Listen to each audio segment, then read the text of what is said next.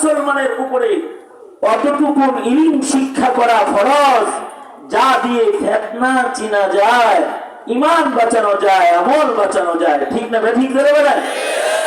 অতটুকু ইলম সবাই শিখা কি ফরজ আইন, অতটুকু শিখতেই হবে।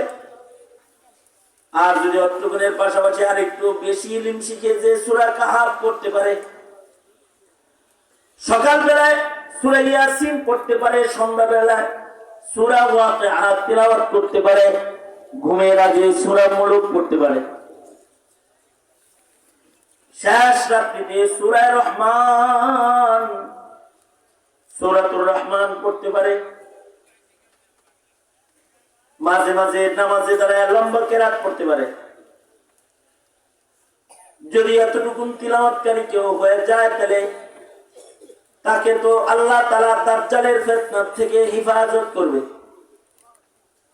হাসিনারে বহু সচিব চিনে নাই, বহু শিক্ষিত চিনে নাই, বহু সরকারি বড় পদে বসা অফিসার চিনে নাই, কিন্তু যারা সূরা কাহাফ পড়ে তারা চিনছে, আলেমরা চিনছে, তলবে ইলমরা চিনছে, তারা রক্ত দিয়েছে, কিন্তু হাসিনা পক্ষ নেয়নি। শাপলা চত্বরে পাখির মতো গুলি করে তাদের মারছে, কিন্তু তারা মাথা নত করে নাই। মোদী বিরোধী আন্দোলনে তাদেরকে রাস্তায় শহীদ করেছে, জেল জুলুম অত্যাচার যা করা মানে কল্পনায় আসে না, তার চেয়ে বেশি অত্যাচার করেছে, কিন্তু এই আলেমরা মাথা নত করেনি। কারণ এটা যে ফিতনা, এটা যে দিল্লি, এটা ঢাকা না, এটা চিনছে। হ্যাঁ, আলেমদের সান্নিধ্যে মুক্তিযোদ্ধার সন্তানদের একটা গ্রুপও চিনছে। তারা চিনা লাইছে যে আসি ঢাকায়, কিন্তু ঢাকায়ও দিল্লি বয়ে রয়েছে। এটা ফিতনার কারণে তখন স্লোগান তুলেছে, দিল্লি না ঢাকা। এটা কি দিল্লি না ঢাকা? জোরে বলো না কেন, কি এটা? ঢাকা। কিন্তু কিছু কিছু আছে, এরা ঢাকাকে মনে করতো যে এটা দিল্লি। ঠিক একজনে বললি কেন, ঢাকাকে তারা দিল্লি মনে করতো। কিন্তু যারা ফিতনা চিনে তারা বলেছে, এক সাগর রক্তের বিনিময়েও ঢাকাকে দিল্লি হতে দেব না, দিল্লিওয়ালাকে ঢাকায় থাকতে দেব না। তারা শপথ করেছে। তারা যখন শপথ করেছে, তখন কিন্তু দুলহান বনে চলে গেছে, কিন্তু দিল্লির লোক দিল্লিতে চলে গেছে, কোথাও জায়গা পায় নাই, দিল্লিতে জায়গা হয়ে গেছে। এই যে ফিতনা, এই ফিতনা চিনতে হয়। যারা ফিতনা চিনে তারা ফিতনা থেকে বাঁচতে পারে, আর যারা ফিতনাকে চিনে না তারা ফিতনায় পড়ে যায়। ফিতনার থেকে বাঁচার একটা গুরুত্বপূর্ণ আমল হলো সূরা কাহাফের তিলাওয়াত। সুতরাং নিজের সন্তানদেরকে এই পরিমাণ কোরআনে কারীম তালিম প্রদান করা অভিভাবকদের দায়িত্ব, যাতে করে প্রত্যেকটা সন্তান ফিতনার জমানায় সূরা কাহাফ পড়তে পারে এবং তারা ফিতনার থেকে বাঁচতে পারে। কিন্তু আমরা যতটা কোরআনের শিক্ষা সম্পর্কে গাফেল, 16টা বছর হয়ে গেছে আমাদের মক্তবগুলা বন্ধ হয়ে গেছে, কেজি স্কুল চালু হয়েছে, কিন্ডারগার্টেন চালু হয়েছে, আমাদের সন্তানরা সূরা কাহাফ দূরের কথা কালেমাও যে পারে না তাও আমরা বুঝি না। আমরা ভাবি না তারা যে সূরা ফাতিহাও পারে না, তারা তাশাহুদ পারে না, দোয়া মাসুরা পারে না, দুরূদ শরীফ পারে না, কখনো এটা আমাদের ভাবনায় আসে না। এমন মুসলিম অভিভাবকত্ব কিন্তু অকল্যাণে। এমন অভিভাবক যারা হয় তাদের খানদান নষ্ট হয়ে যায়, তাদের খানদানের মধ্যে তখন মুসলিম তালাশ করে পাওয়া যায় না। খানদানের ভিতরে নাস্তিকতার ছড়াছড়ি আসে, কাদিয়ানি ঢুকে যায় খানদানে, খানদানের ভেতরে ইহুদ নাসারার অনুসারী ঢুকে যায়, মুসলিম পাওয়া মুশকিল। এখন নিজের খান ও দানকে বাঁচাইতে, নিজের প্রজন্মকে ফিতনা চিনাইতে কোরআন পড়াইতে হবে। কি পড়াইতে হবে? জোরে আওয়াজ করে বলেন, সবাই মিলে আওয়াজ করে বলেন, কি পড়াইতে হবে? কতটুকুন পড়াইতে হবে? যতটুকুন পড়লে সূরা কাহাফ সে তিলাওয়াত করতে পারে। যা করবেন কারা কারা?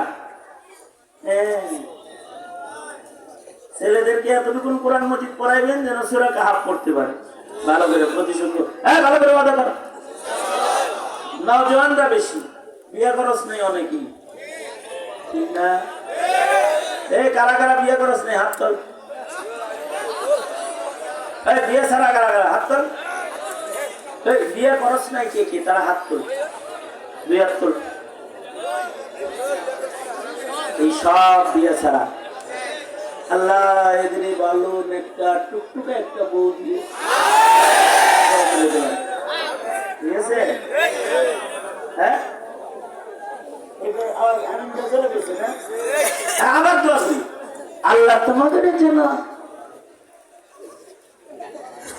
খালি দেখতে টসটসা সুন্দরী বউ না, নেককার, পরহেজগার, দ্বীনদার, ইমানদার, আবেদা, সালেহা, কানেতা, জাহেদা বিবি আল্লাহ যেন তোমাকে দান করে। এই ফিরি ফিরি যে দোয়াটা করলাম ঠিক হয় নাই? কি হয়েছে? ফিরি দিয়ে দিলাম যে দোয়াটা খাওয়াইছিল না, মোল্লার কাছ থেকে পানিটা দিলেই তো হয় না? ভাবি কবে বিয়ের দিন? সুতরাং নেককার বিবি লাগবে এবং বিবির সাথে মুআহাদা হবে, স্বামী স্ত্রীর অঙ্গীকার হবে এটা যে আমরা আমাদের সন্তানকে ডক্টর ইঞ্জিনিয়ার বানাই, অসুবিধা নাই, কিন্তু তাদেরকে সূরা কাহাফ পড়নেওয়ালা মুমিন বানাবো যাতে তারা দাজ্জালের ফিতনাও চিনতে পায়। ঠিক না? এই অঙ্গীকার করাইবা। যারা বিয়ে করছেন তারা হাত তুলতে বলতেছে না,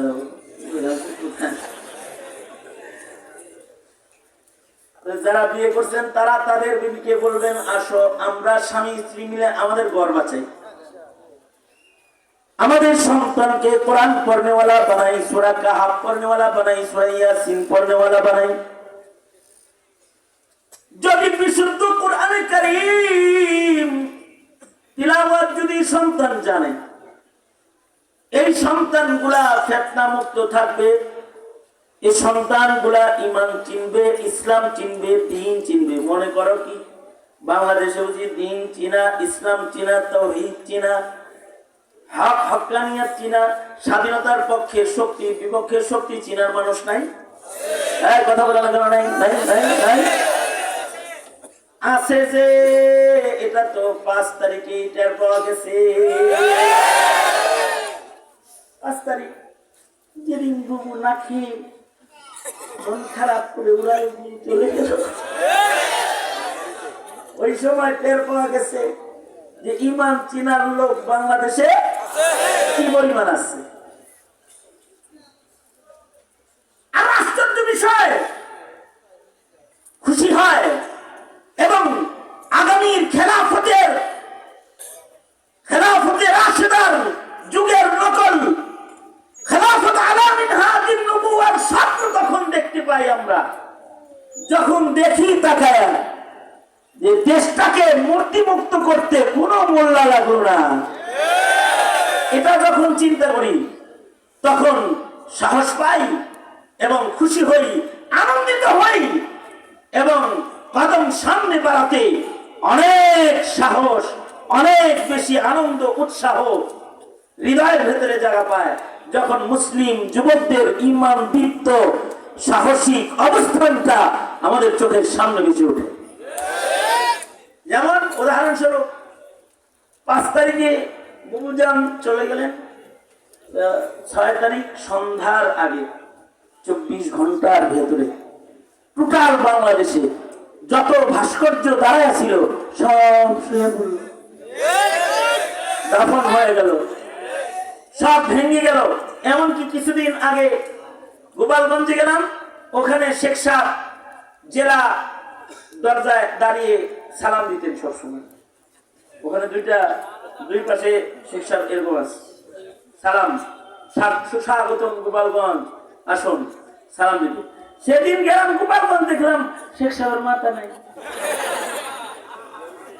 মানে গোপালগঞ্জের ঢোকার যে মেন ফটক, এখানে শেখ মুজিবুর রহমান তো আছে, কিন্তু ওনার মাথাটা নাই। এখন কথা হলো, কে ভাঙলো এই মাথা?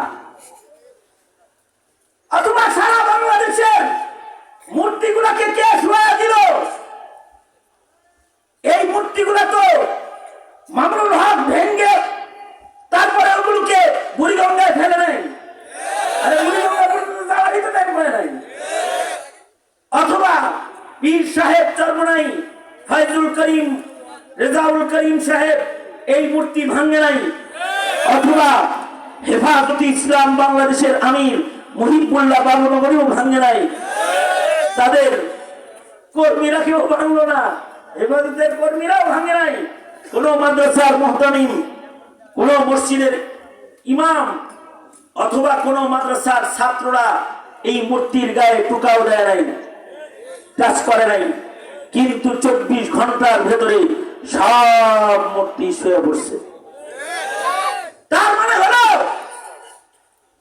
বাংলাদেশের মাটিতে ইমানদারের ঘরে এমন তাওহীদবাদী মুমিনরা স্কুল, কলেজ, রাস্তাঘাট, শ্রম এরিয়ার ভেতরেও বিদ্যমান আছে, যারা তাওহীদ রক্ষা করার জন্য আলেম ওলামার নির্দেশের অপেক্ষা করে না, কোন দলের কর্মসূচির অপেক্ষা করে না, তাওহীদ রক্ষা করার জন্য আর মূর্তি পুড়িয়ে দেওয়ার জন্য তাদের ব্যক্তিগত সিদ্ধান্ত যথেষ্ট হয়ে যায়। গোটা দেশ থেকে মূর্তি তারা দাফন করে ফেলেছে, মাটির সাথে মিশিয়ে দিয়েছে, মাত্র 24 ঘন্টার ব্যবধান।